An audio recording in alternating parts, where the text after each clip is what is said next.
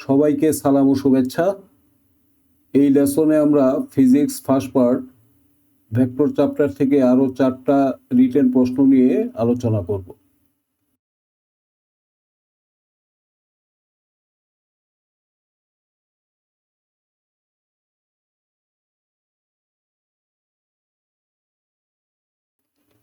এই যে কমলা রঙের প্রশ্ন এবং উত্তর,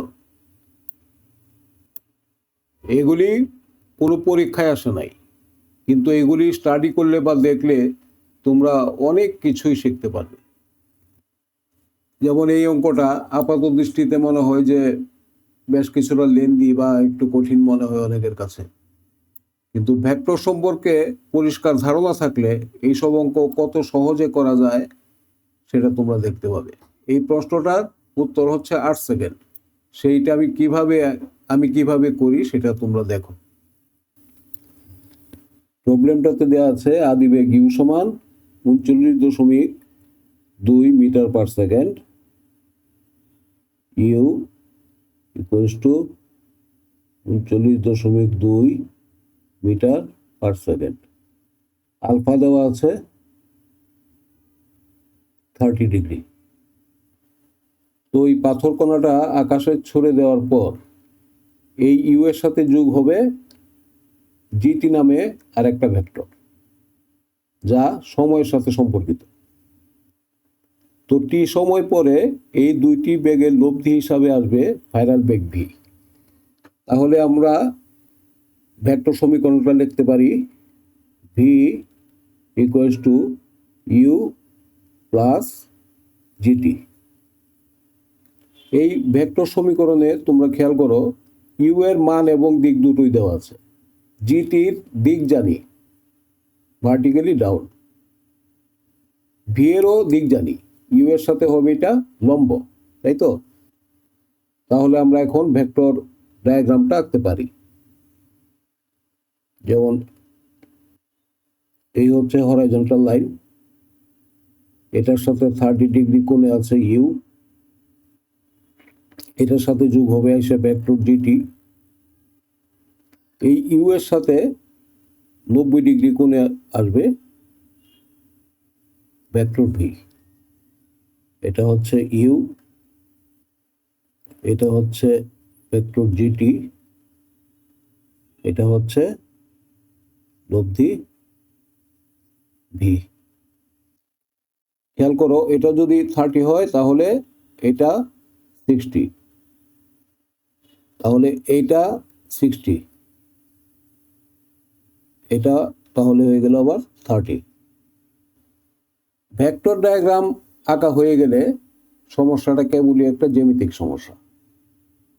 এই যে ত্রিভুজ, এর ভিতরে আমি সাইন রুল অ্যাপ্লাই করি, তাহলে কি দাঁড়াচ্ছে ইউ বাই সাইন 30 সমান জিটি বাই সাইন 90 সমান ভি বাই সাইন 60। যেহেতু শুধু সময় চেয়েছে, আমার এই সমীকরণটাই শুধু দরকার, এটা আমার লাগেই না। ভিও যদি চাইতো তাহলে এটা আমার ব্যবহার করতে হতো। তাহলে এখানে মান বসাই, ইউ সমান 39.2, সাইন 30 সমান হাফ, সমান সাইন 90 হচ্ছে 1, জিটি হচ্ছে 9.81 ইন্টু টি, আর নিচে 1। এটা থেকে আসবে টি সমান 8, মানে টাইম সমান 8 সেকেন্ড। এখন কিছু শিক্ষার্থী আছে না, তাদের মনে শুধু প্রশ্ন আর প্রশ্ন। আসলে ভালো শিক্ষার্থীর লক্ষণই এটা, তাদের মনে থাকবে প্রচুর প্রশ্ন এবং তারা অ্যানালাইসিস করবে।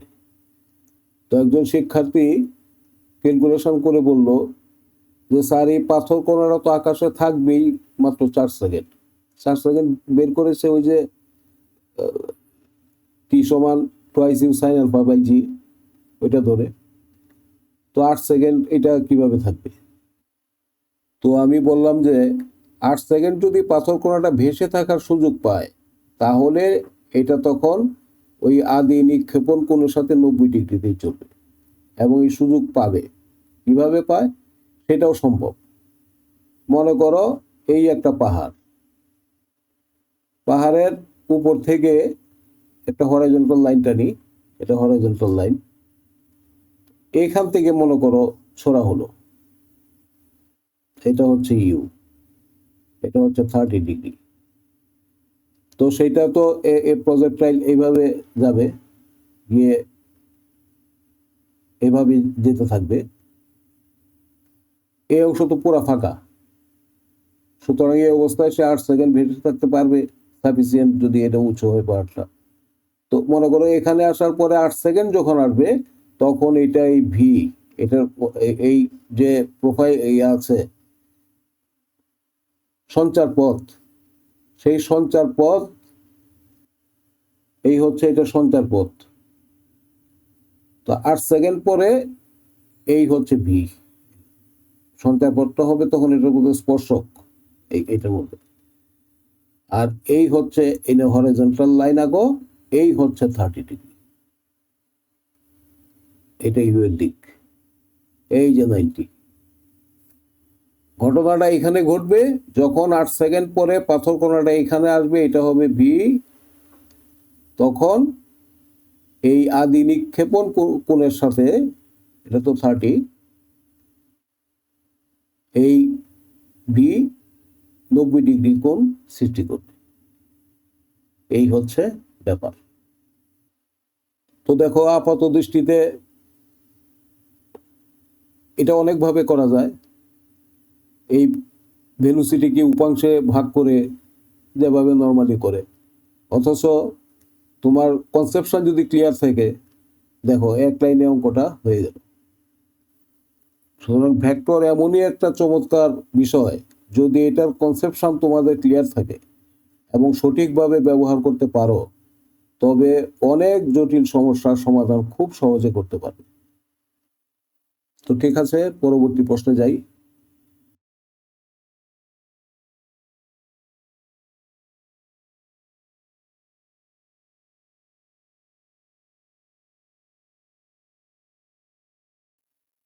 কিছু কিছু অঙ্ক আসে একেবারেই সহজ, জিনিসটা জানলেই উত্তর দেওয়া যায়।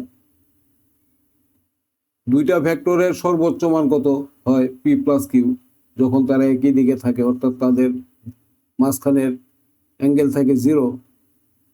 আর কখন সর্বনিম্ন মান হয়? যখন তারা বিপরীতমুখী থাকে, অর্থাৎ মাঝখানের অ্যাঙ্গেল থাকে 180 ডিগ্রি।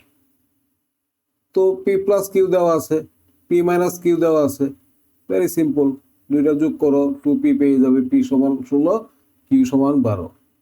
তো এই দুইটা ভেক্টর যদি আবার সমকোণে ক্রিয়া করে, তো এটার মান কত হবে? আর সমান √p² প্লাস q², রেজাল্ট হবে 20 ইউনিটস।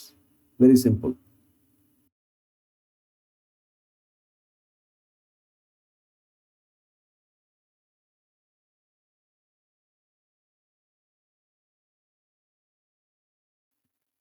এই অঙ্কটার উত্তর সবকিছু ঠিক আছে, কিন্তু অঙ্কটাতে একটা ভুল করা হয়েছে।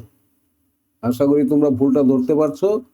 উত্তর হয়েছে সবকিছু ঠিক আছে, কিন্তু তারপরও আমার হিসাবে এটা কম্পিটিটিভ টেস্টে এভাবে অঙ্ক করা উচিত না।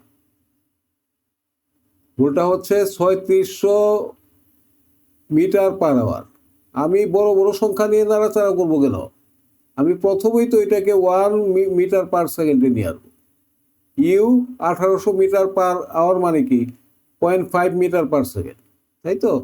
তো প্রথমেই তো সংখ্যাগুলিকে আমি সেটে ফেলবো, ছোট করে ফেলবো, এতে ভুল হওয়ার সম্ভাবনাও কম। এত জিরো নিয়ে, এত বড় বড় সংখ্যা নিয়ে তো নাড়াচাড়া কোনো অর্থ নাই। তো যাই হোক, u plus v cos alpha সমান 0 হবে, অর্থাৎ ট্যান থিটা তো 0, এটা তো থিটা, এটা তো 90। ট্যান থিটার ফর্মুলা অ্যাপ্লাই করো, u plus v cos alpha সমান 0, এখান থেকে আসবে কস আলফা সমান মাইনাস ইউ বাই ভি। চেয়েছে আলফা কোণ কত, এটাই তো। এখান থেকে আসবে আলফা সমান 120 ডিগ্রি। তো অঙ্কের দুইটা পার্ট। সেকেন্ড পার্টে আছে যে নদীটা পার হতে কত সময় লাগবে। নদীর প্রস্থ দেওয়া আছে 240 মিটার, আর লব্ধি বেগ আর সমান ভি সাইন আলফা। এই যে চিত্র থেকে দেখো, আর সমান ভি সাইন আলফা, মানে এইটা আর কি, এটা মানে 180 minus alpha, sine of 180 minus alpha মানে কি সাইন আলফা। আর যদি কস হিসাবে যাও তাহলেও সমস্যা নাই।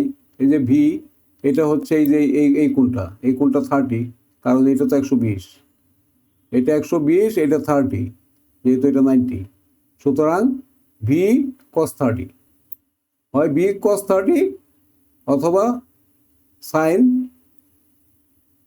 60। তো যেভাবেই যাও তুমি, এটার মান দাঁড়াবে, আর এর মান দাঁড়াবে 3117.69 মিটার পার আওয়ার। ওই যে ছোট করে নিলে এটা হয়ে যেত অনেক ছোট। যাই হোক, তো সময় কত? সময় লাগবে টি সমান 240 মিটার বাই এত মিটার পার আওয়ার। উত্তর আসবে আওয়ারে, এটাকে 36 দিয়ে গুণ করলে এই যে এটা।